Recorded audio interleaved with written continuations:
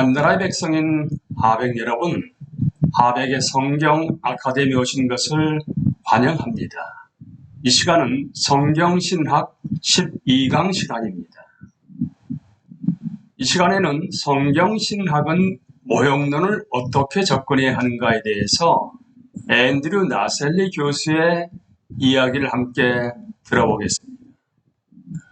모형론은 구원사에서 신약 성경에 나오는 인물, 사건, 제도, 즉 원형이 구약 성경의 상황을 절정으로 이끄는 더 깊은 수준에서 반복함으로써 구약 성경의 인물, 사건, 제도, 그러니까 모형을 어떻게 성취하고 있는지를 분석합니다. 먼저 그렇다면 모형론에서 사용되고 있는 용어를 용어 정의에 대해서 함께 나누겠습니다. 모형이라 하게 되면 다른 사건, 인물, 제도를 위한 본의 역할을 하는 성경의 사건, 인물, 제도를 말합니다. 모형론은 모형 및 모형 간의 역사적이고 신학적인 상응관계에 대한 연구입니다. 모형론의 토대는 하나님이 택한 백성의 역사 속에서의 하나님의 일관된 활동을 말합니다. 이제 하나하나 살펴보는데요. 먼저 유비, 모형과 원형은 유사하다. 두 번째 역사성, 모형과 원형은 현실의 역사 속에서 일어난다. 미리 보여줌, 하나님은 모형을 통해 원형을 미리 보여주기로 주권적으로 계획하셨다. 승화, 원형은 모형을 그리스도 안에서 절정에 도달하게 함으로써 그림자에서 본체로 승화시킨다. 이제 하나씩 살펴봅니다. 유비, 모형과 원형은 유사하다. 그러니까 모형, 구약에 나오는 모세, 출애굽, 제사 제도와 원형인 예수는 서로 유사한 방식으로 상응합니다. 즉, 이 둘은 중요한 점에서 서로 비슷합니다. 유비는 기본적인 출발점입니다. 모형론은 적어도 유비를 포함하고 그 이상을 포함합니다. 이제 역사성, 모형과 원형은 현실의 역사 속에서 일어납니다. 모형과 원형은 알레고리적인 것이 아니고 현실의 역사 속에서 일어납니다. 알레고리는 현실의 역사에 토대를 두지 않아도 되는 상징적인 세계를 만들어내지만 모형론은 언제나 현실의 토대에, 현실의 역사에 토대를 둡니다. 알레고리의 의미는 본문 밖의 어떤 틀에 의해서 결정되지만 모형론의 의미는 본문이 기술하고 설명하는 역사적 사건에 의해서 결정됩니다. 주권적인 하나님의 섭리 아래 일어나는 일련의 모종의 역사적 사건은 당연히 모든 종류의 모형론적 해석하기 위해서는 필수적이지만 그것 이상의 어떤 것이 존재합니다. 예컨대 갈라디아서 3장에서 바울은 하나님이 아브라함에게 주신 약속을 통해 이신층의 중요성과 하나님이 이방인에게 복을 주기로 약속했음을 확증하고 난 후에 율법에 대해 말하는 단순한 조치를 취한 것만으로도 기존에 일반적으로 받아들여졌던 율법의 의미를 수정할 수 있었습니다. 바울은 사람이 하나님을 기쁘시게 하려면 어떻게 해야 하는가 같은 무시간적 질문을 한 후에 율법에 순종해야 한다고 대답하는 대신 구약 성경의 역사를 연대기 순으로 읽고 그 순서에 대한 해석을 통해 몇몇 교훈을 얻을 것을 역설합니다. 이런 식으로 구원사에 의한 논증은 단지 바울에서만이 아니라 신약 성경의 다른 곳에서도 찾아볼 수 있습니다. 이렇게 종말론적인 성취는 그리스도의 초림으로 시작되어서 그리스도의 재림으로 완성될 것입니다. 또 다른 예는 아담입니다. 바울은 아담이 그리스도의 모형임을 논증합니다. 아담은 첫 창조에서 언약의 머리였고 그리스도는 새 창조에서 언약의 머리입니다. 바울이 이 논증 속에는 필연적으로 아담이 최초의 인간으로 현실에 존재했다는 것이 전제되어 있습니다. 이제 미리 보여줌, 하나님은 모형을 통해 원형을 미리 보여주기로 주권적으로 계획했음을 함께 나눕니다. 그러니까 하나님은 구약 성경을 성취할 그리스도를 미리 보여주고 예고해줄 모형들을 주권적으로 계획하셨습니다. 여기에서 성경 전체 저자인 하나님의 의도와 인간 저자들의 의도는 어떤 관계가 있는 것일까요? 원형은 인간 저자가 모형을 통해 전하려고 의도한 것과 부합합니다. 모형에 대해 말하는 인간 저자는 어떤 때는 자기가 쓴 글이 장차 일어나게 될 것을 미리 보여주고 예고해 주는 것임을 알았을 것입니다. 즉, 어떤 때는 인간 저자가 자신이 쓴 글이 메시아에게서 절정에 도달한 모형론적 궤적의 일부임을 알고 있었습니다. 하지만 어떤 때는 인간 저자는 자기가 쓴 글이 메시아에게서 절정에 도달할 모형론적 궤대의 일부라는 것을 몰랐을 것입니다. 즉, 그 모형론적 연결관계는 오직 회고적으로만 비로소 분명해지는 경우도 있다는 것입니다. 하지만 그런 경우에도 그 모형론적인 연결관계는 하나님이 주권적으로 계획하신 것이고 자신이 정하신 때에 계시하기로 작정한 것입니다. 모형론이 진 간접성을 감안했을 때 모형론적 해석을 적용할 때는 전후 맥락을 살펴 조심스럽고 주의 깊게 적용해야 할 뿐만 아니라 후대 저자들이 그 본을 채택해 사용함으로써 모형론의 적용 대상이라는 것이 더 분명하게 알려질 때까지는 모형론을 함부로 사용해서는 안 됩니다. 존재론적 관점에서 보게 되면 모형론은 석의에 의해 발견되기 이전에 이미 본문 안에 존재하지만 인식론적인 관점에서 보면 후대 구약 저자들이 그 본을 채택해 사용할 때만 인정됩니다. 그리고 그 휘장은 그리스도 안에서 제거되고 그 본이 보여주려 한 영광은 최종적으로 온전한 모습을 드러냅니다. 모형은 하나님이 계획하신 것이므로 본성적으로, 존재론적으로 예고적이고 미리 보여주는 성격을 지닙니다. 하지만 인식론적으로는 후대 저자들이 성경 내적인 발전 과정을 통해 모형을 하나님이 의도한 본으로 인정한다는 의미에서는 회고적입니다. 만일 모형이 존재론적인 의미에서 회고적인 것이라면 모형은 하나님이 의도하신 것이 아니라 단지 인간이 만들어낸 유비이자 일종의 알레고리로서 자의적인 것이 될 뿐입니다.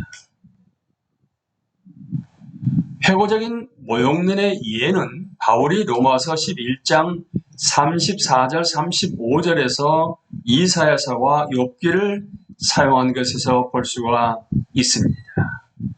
개역개정에는 그렇게 나오지 않습니다만 세번역을 보시게 되면 34절 누가 주님의 마음을 알았으며 누가 주님의 좋은 자가 되었습니까? 는 이사야 40장 13절 말씀을 회고적으로 말하고 있는 것이고요. 그리고 이어지는 35절에 누가 먼저 무엇을 드렸기에 주님의 담례를 바라겠습니까? 욥기 41장 11절이 여기서 지금 인용되고 있습니다. 성경 전체 저자인 하나님이 전하려고 의도한 것과 인간 저자들이 전하려고 의도한 것 간에는 어떤 관계가 있을까요? 하나님이 전하려고 의도하신 것은 인간 저자들이 전하려고 의도한 것보다 더 큽니다. 어떤 모형에 대해 인간 저자는 시간 안에서 장래를 내다보고 장래 어떤 저자가 후대 인물, 사건, 제도를 자기가 먼저 썼던 모형에 비추어 해석할 것임을 알 수 없었습니다. 따라서 그 첫 번째 인간 저자가 나중에 그것을 알았다면 아마 이런 반응을 보였을 것입니다. 대단하고, 나는 내가 쓴 모든 것이 함축하고 있는 것을 온전히 알지 못했어. 나는 내가 쓴 것이 메시아에게서 절정에 도달하는 모형론적 궤적의 일부라는 것을 온전히 의식하지 못했어. 이제 나는 내가 쓴 것이 이 후대 저자가 쓴 것과 놀랍도록 일치한다는 것을 알겠어. 이런 식으로 능숙하게 계획하신 하나님을 찬송하라. 바울은 고린도전서 10장에서 모형은 본래적으로 미리 보여주는 것이고 미리 보는 것이며 미리 내다보는 것이고 예언적인 것임을 논증합니다. 이것이 한 구약학자가 모형론을 그림 예언이라고 명명한 이유입니다. 그림은 더 중요한 어떤 것을 가리키고 자신이 가리키는 것과 똑같은 것이 아니라 예시할 뿐이기 때문입니다. 우리는 종종 그림 예언을 회고적으로만 알아차릴 수 있습니다. 따라서 신약 성경의 모든 해석학적 공리 중에서 가장 기본적인 것은 신약 저자들은 구약 성경에서 말씀하신 하나님이 계속 자신들에게 말씀하셨고 특정한 본문의 의미를 결정하는 것은 성경 전체를 위해 하나님이 정한 이 최종적인 목적이라고 확신했다는 것입니다. 모형론에 대한 이런 관점은 해석의 기본 공리의 토대를 둔 것입니다. 하나님은 구약 성경의 역사가 자신의 최종적인 구속 역사를 미리 보여주도록 정했고 신약 성경은 하나님의 감동을 따라 이루어진 그 구속 역사에 대한 기록입니다. 이제 마지막 승화, 원형은 모형을 그리스도 안에서 절정에 도달하게 함으로써 그림자에서 본체로 승화시킵니다. 원형이 오면 모형은 빛을 잃습니다. 모형은 단지 그림자일 뿐이고 원형은 본체입니다. 바울은 이런 것은 장차 올 것들의 그림자일 뿐이에요. 그 실체, 그 본체는 그리스도에게 있습니다라고 골로새서 2장 17절에서 말하고 있습니다. 하나님은 몇몇 모형이 점진적인 언약들을 통해 반복되고 발전되다 예수 그리스도 안에서 절정에 도달하도록 계획하셨습니다. 하지만 원형은 언제나 이전의 모형보다 더 크지만 최초의 모형이 그림자에서 본체로 승화되는 것은 시간이 흐르면서 조금씩 본체에 가까워져 그리스도 안에서 최종적으로 본체가 되는 방식으로 일어난 것이 아닙니다. 그리스도의 오심을 통해 단번에 온전히 일어납니다. 성경은 온통 예수님에 대한 하나의 큰 이야기입니다. 메시아인 예수님은 구약 성경의 성취입니다. 구약 성경 전체는 예수님을 가리킵니다. 예수님은 모든 모형론적 궤도의 절정입니다. 성경 전체는 예수님을 가리킨다는 것을 염두에 두지 않고 성경을 해석하는 것은 예수님이 말씀하신 대로 성경을 해석하는 것이 아닙니다. 이것은 모든 구약 본문이나 신약 본문이 정확히 같은 방식으로 예수 그리스도를 가리킨다는 것을 의미하지는 않습니다. 그러나 모든 본문은 어떤 식으로든 예수님을 가리키고 성경 신학은 각각의 본문이 어떤 식으로 예수님을 가리키는지 귀납적으로 탐구합니다. 모형론은 그렇게 하기 위한 주된 방법 중 하나입니다. 성경을 그리스도 중심적인 방식으로 해석하는 것은 본문 외의 것을 본문 속에 집어넣는 석비가 아닙니다. 성경 신학을 토대로 한 서기가 그리스도 중심적인 방식으로 해석하는 것입니다. 이것은 상상 속에서 어떤 것들을 채워 넣음으로써 성경의 모든 것을 예수님과 연결시키는 것이 아닙니다. 이것은 하나님이 우리의 눈을 열어 보여주시면 성경 본문 속에서 우리가 보게 되는 주제들과 궤도들을 따라가는 것입니다. 그것들을 보게 되면 우리는 거기에서 하나님의 지혜를 보고 하나님을 경배하게 됩니다.